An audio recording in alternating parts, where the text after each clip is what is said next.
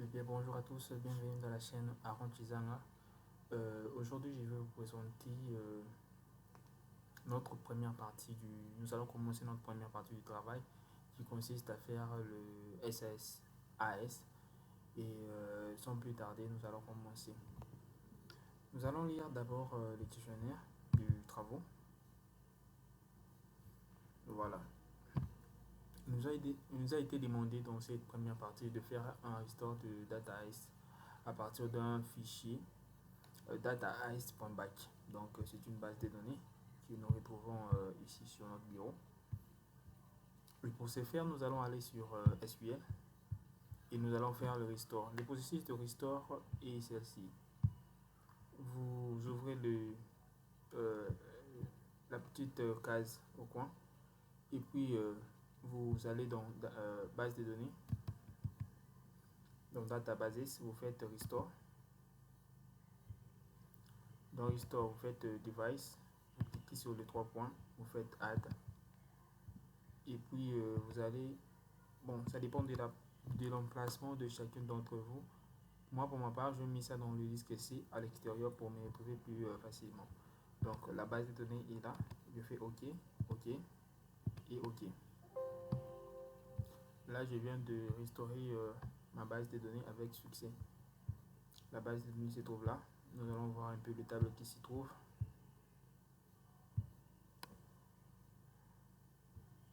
Nous avons 5 tables qui est budget, client, commercial, date et vente.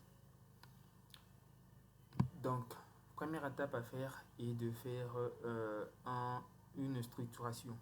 Donc, nous ne savons pas quel genre de type est dans chaque colonne. Nous ne savons pas s'il y a des données qui sont erronées. Nous ne savons pas s'il y a de cases vides.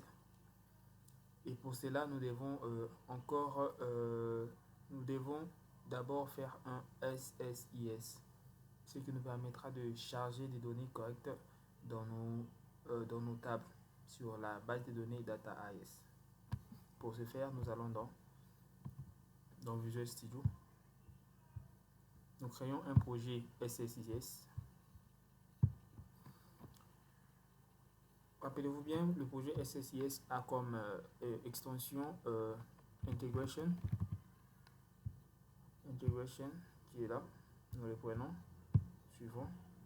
Nous allons nommer ces projets SSIS pour ne pas trop se compliquer.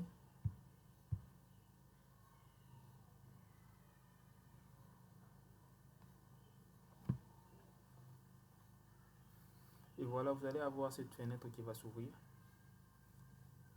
À partir d'ici, nous allons prendre une tâche de flux de données qu'on va renommer en source. C'est à l'intérieur qu'on va configurer nos chargements. Nous allons appeler sa source. On double-clique à l'intérieur et sur ces champs, nous allons mettre 5 sources. Et nous allons mettre aussi 5 destinations. Pour ce faire, nous prenons la source OLDB, vu que les données proviennent d'une base de données.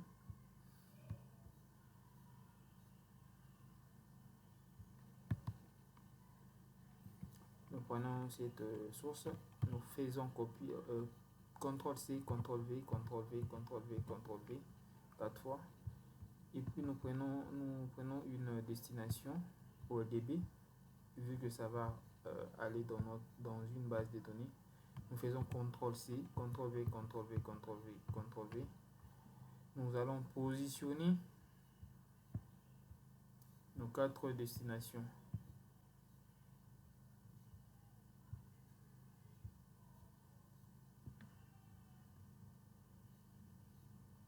Voilà, nous allons positionner ici.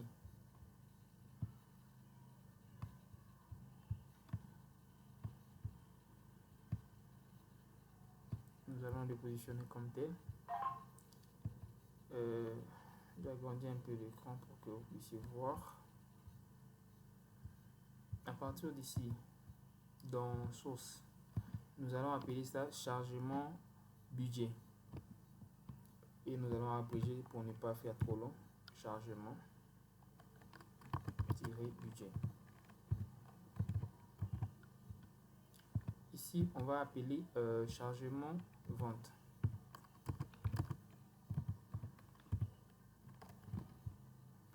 Ici, nous allons appeler chargement commercial. Ici, nous allons l'appeler chargement date. Ici, nous allons l'appeler chargement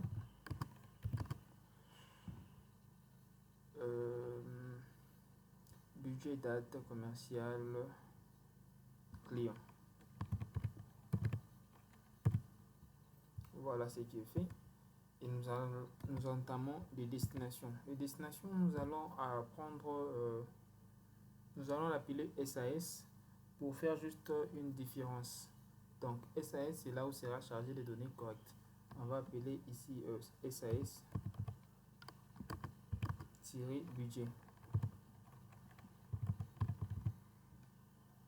Ici, on va appeler SAS-vente.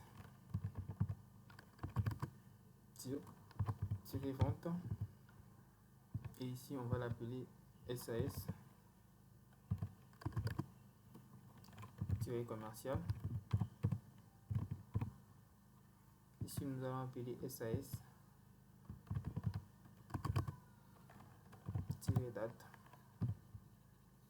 Et le dernier, SAS-client.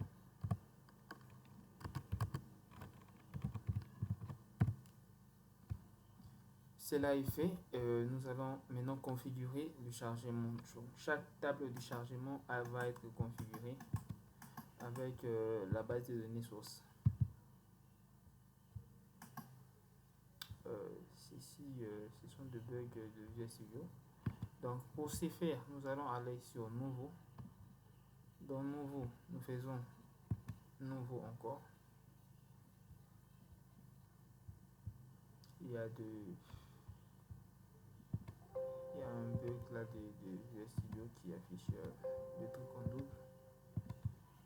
Je vais essayer un peu de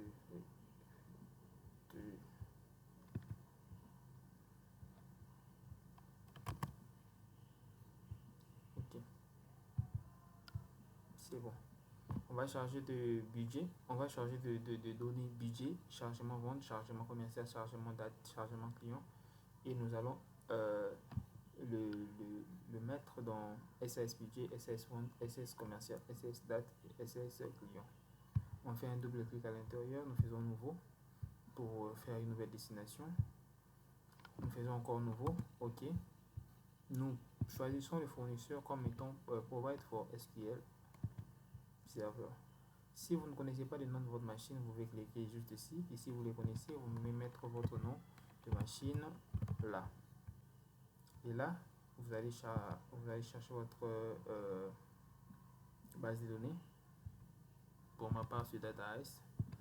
Je teste la connexion. Ok. Ok. Ok. Ma connexion est là. Je prends la table budget, je pars dans colonne et ok. Vente, je fais la même chose.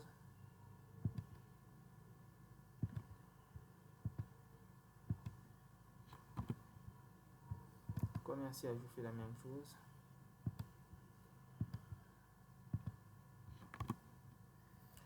Date, je fais la même chose.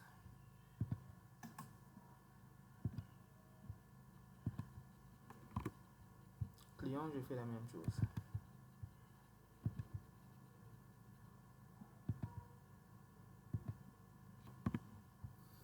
Étant fait, maintenant je vais faire le raccord entre mes sources et mes destinations.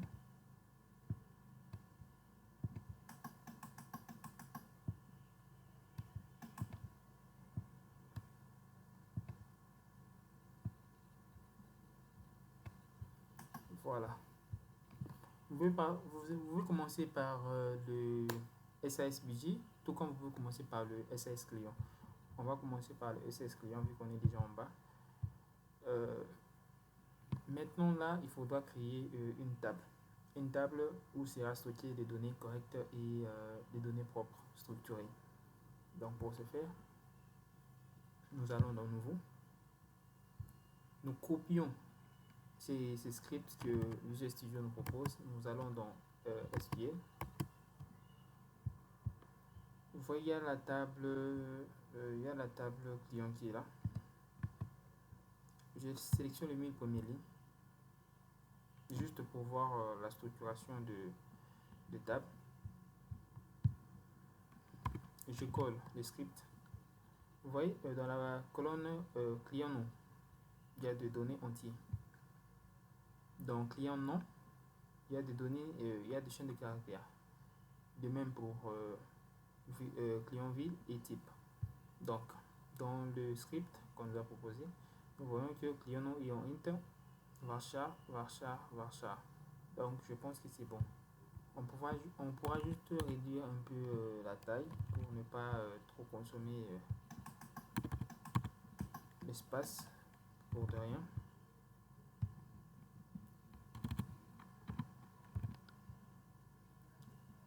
C'est bon.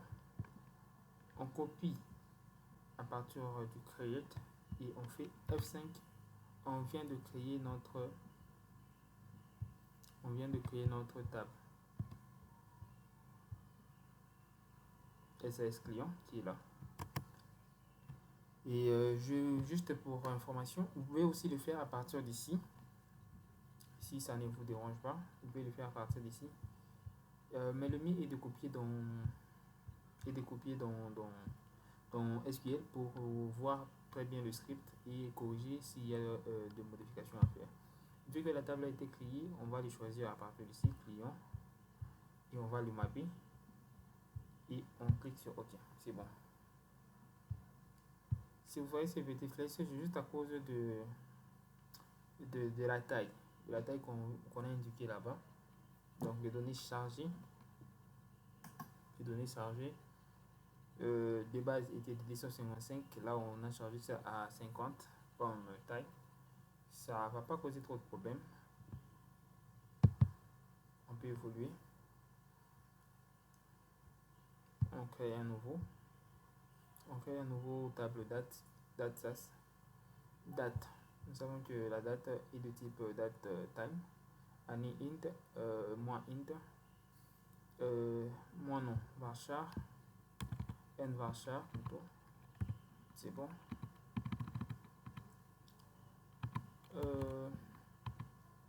Ici aussi on réduit la taille.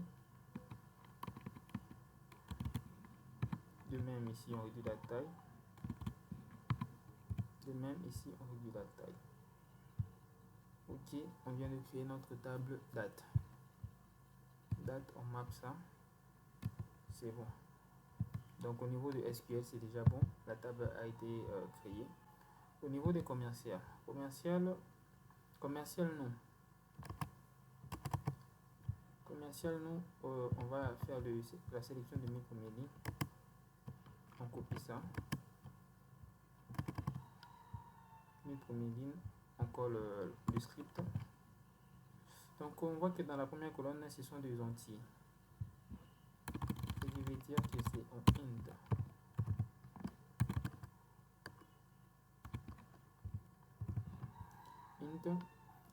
Et on a des données de taille 50. Taille 50, 50, 50. On pouvait le mettre aussi en n varchar, mais pour éviter des erreurs, nous laissons ça tel quel. Parce que n varchar peut prendre de chaînes de caractères. Et ici, on constate aussi qu'il y a des nombres à virgule. Donc, on peut le laisser tel quel est. Ou soit on peut mettre un float ici. Parce qu'il y a des nombres à virgule. Et on laisse le script tel qu'il est. En cas d'erreur, on pourra revenir pour supprimer la table et recommencer. On sélectionne la table commerciale, SAS commercial. On va mapper tout ça et OK. bon. On vient dans vente. On va créer une table vente. ID vente. On sait que c'est int. Date time, c'est le type de la date. Client nom, c'est en chiffre. Donc int c'est bon. Commercial nom, int c'est bon. Produit varchar 255. Donc on va le mettre à 50 pour harmoniser notre base de données. Et OK.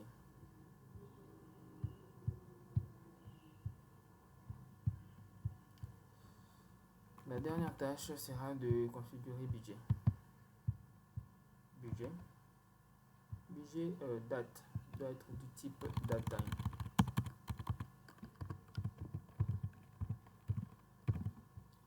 Date time, client nom, int c'est bon, commercial nom, int c'est bon, budget CA c'est bon, là c'est bon. On va mapper sur tout ça et puis OK.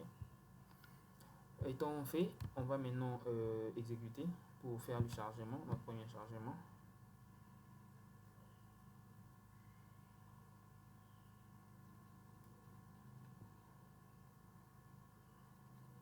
Le chargement est fait correctement. On peut voir que le chargement est fait correctement. Maintenant, le problème ici est que les données sont bien chargées dans la base de données. Quand nous actualisons ici, les données sont bien chargées dans la base de données. Maintenant, si on exécute pour la deuxième fois, il y aura de doublons. Donc, les données déjà chargées vont encore se recharger pour une deuxième fois. Mais pour éviter cela, nous allons faire une requête SQL qui est tron4 table. On prend le nouveau table créé, on va le mettre tous devant tron4 table pour faire l'actualisation de toutes les tables dont nous souhaitons actualiser pour à chaque fois que nous voudrions exécuter le projet. On a budget, on a client,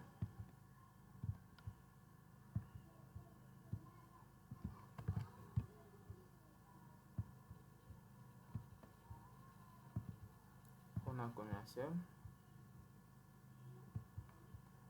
on a date, on a vente. Cela a été fait, on va sélectionner tout ça et on va faire CTRL-C. On rentre dans Visual Studio, on stoppe l'exécution, on rentre dans flux de contrôle. Dans flux de contrôle, dans la boîte à outils, nous allons prendre tâche d'exécution de requête SQL. On prend ça et on va l'appeler actualisation.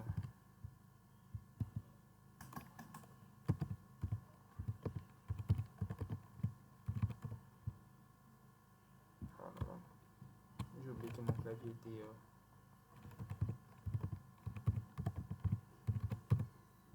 actualisation, voilà. Maintenant, actualisation, nous allons le relier à notre source et nous allons configurer cela. Pour configurer cela, nous allons sur la petite flèche au coin, sur connexion, on relie ça à notre table et notre base de données. Il y a la fenêtre de requête SQL qui est là. On va coller notre requête tron4 table de chaque table et puis on fait OK. C'est bon. On va exécuter le package maintenant. On va pas exécuter comme les autres fois. On va exécuter le package pour exécuter l'ensemble de notre projet.